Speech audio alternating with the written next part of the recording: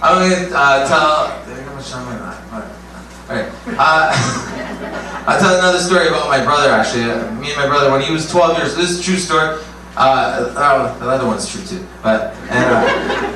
It was like, he was 12, I was like 11, I think. And he was coming back from Greece with my dad.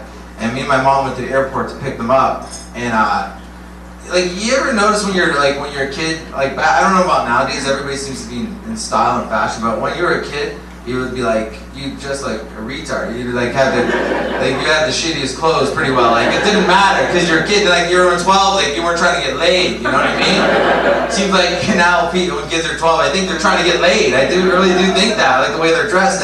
So my brother's got this like off-white cream jacket, off-white, just like the kind of jacket. Why are you wearing that jacket? There's no answer. You're 12. That's why, right? So he just came from Greece, and me and him are sitting in the back of the car, and my dad's driving the car. We're going back home, and all of a sudden I kind of just casually look at his shoulder because I think I see something, and I realize that there's this bug on the left side of his shoulder that is like, I'm not even kidding you.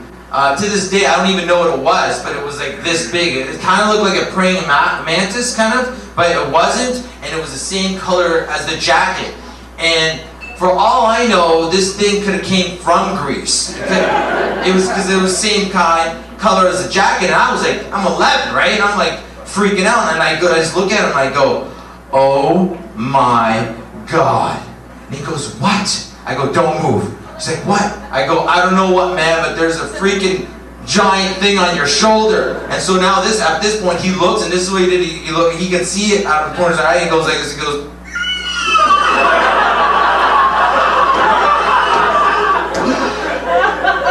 He's like, he's pale. He's all. He was like,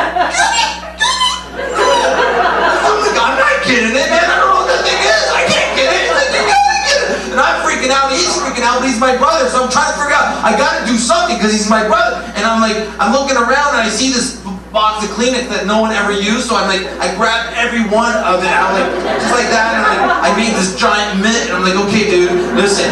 I'm like gonna put it on your shoulder. You're gonna open the window, and then I'm gonna throw it out of the window. You ready? 1, 2, 3, and go. Whew. I got it. He opens the window. I throw it out. 1,000 Kleenexes all over the highway.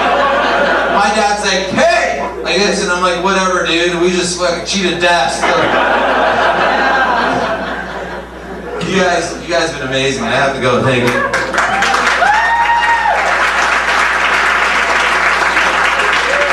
Manolis Zontanos, people. Manolis Zontanos. Don't get us to wipe your ass.